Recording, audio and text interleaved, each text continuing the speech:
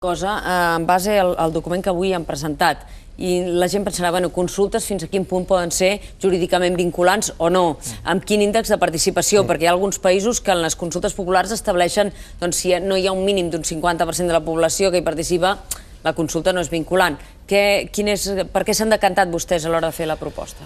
Bé, en principi hi ha un debat doctrinal sobre si les consultes són vinculants o no, tal com s'estableix a la Constitució. Està molt clar que determinades consultes, com per exemple les vinculades a un procés de reforma de la Constitució, de la reforma dels Estatuts, són vinculants.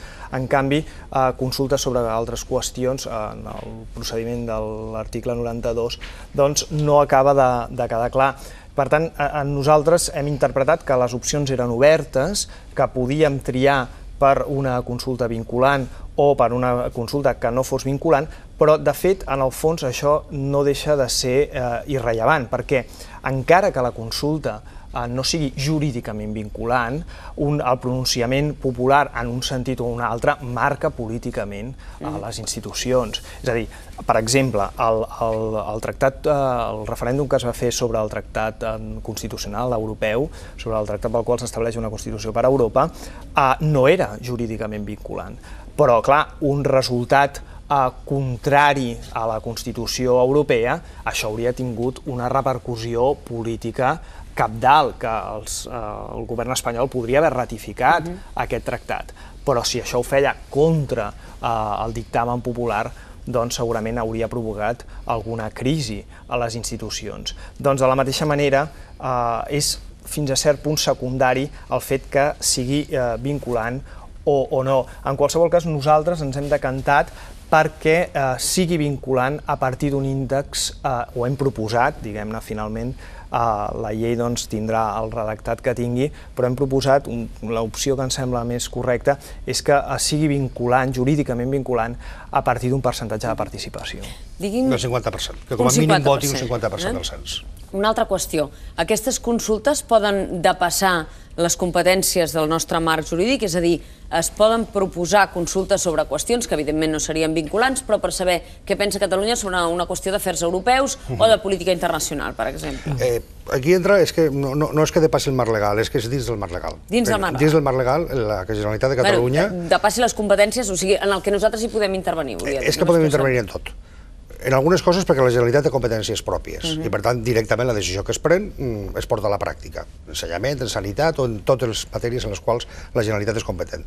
I una altra és aquelles establertes en la Constitució espanyola, en el propi Estatut i, de vegades, en les normes europees, que és la capacitat que té la Generalitat per promoure reformes legals o reformes constitucionals.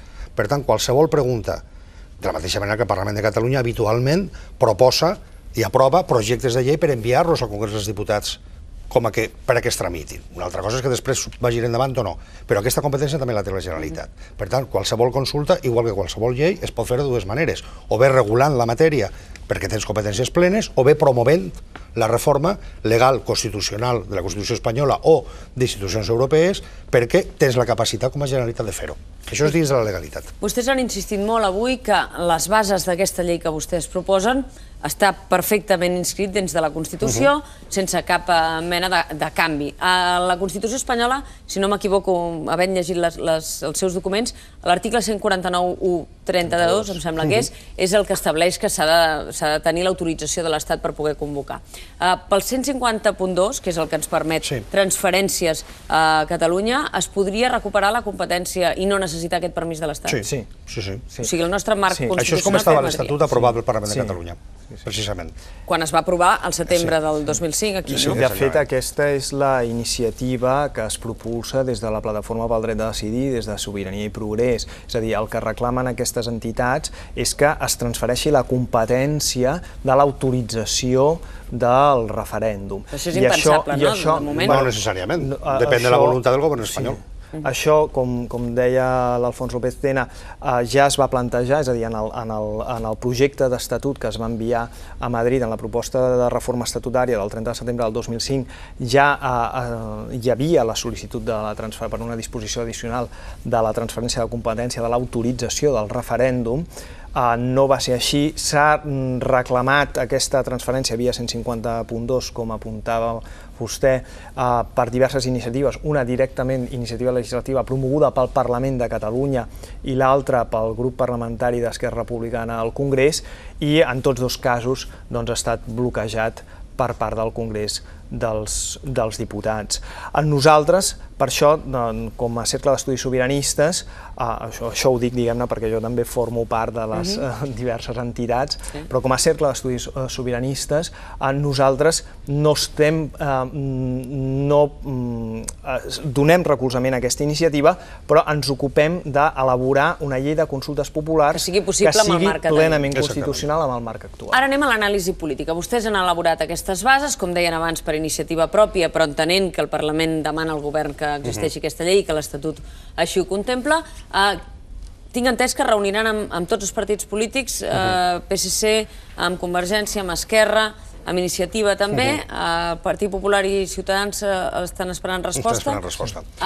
I aquestes formacions polítiques estan d'acord que cal tirar endavant aquesta llei de consultes populars? Quin nivell d'adhesió a la voluntat de tirar endavant aquesta llei ja en aquests moments? Jo voldria subratllar una cosa, que a banda de que tot això ja ho vam parlar en el seu moment amb el senyor Escaroz i Mas, com a representants d'Esquerra i Convergència, al presentar el cercle i dir-los que volien impulsar això i van mostrar el seu parer favorable.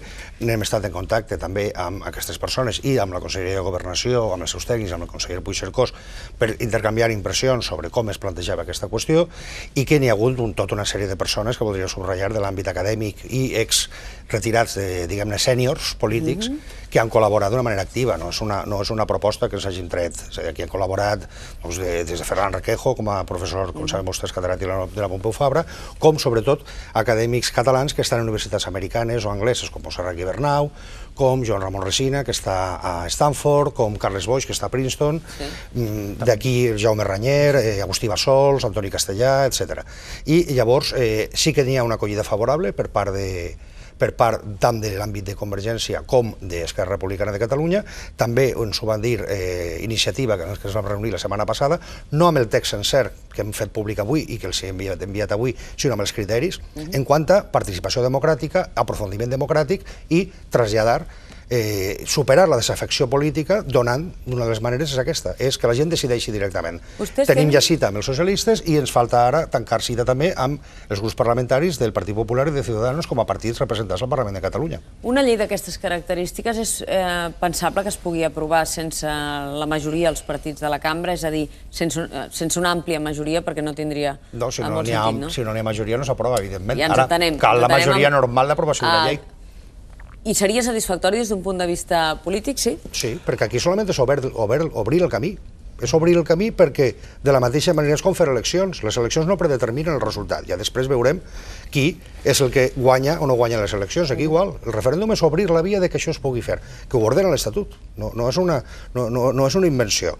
A partir d'ahir ja cada partit, cada sector social, cada segment de ciutadà, d'interessos, ideològics, cívic, etc., ja farà servir això amb unes propostes o altres que tindran o no la majoria dels ciutadans. És un instrument. Per tant, i és un instrument d'aprofundiment democràtic, cosa que en una situació de creixent desencís i abstenció és necessària a efectes de que la gent donar-li no ja la paraula o la possibilitat de votar cada 4 anys, sinó de decidir. És que és molt difícil que una força política s'oposi obertament a una mesura democratitzadora.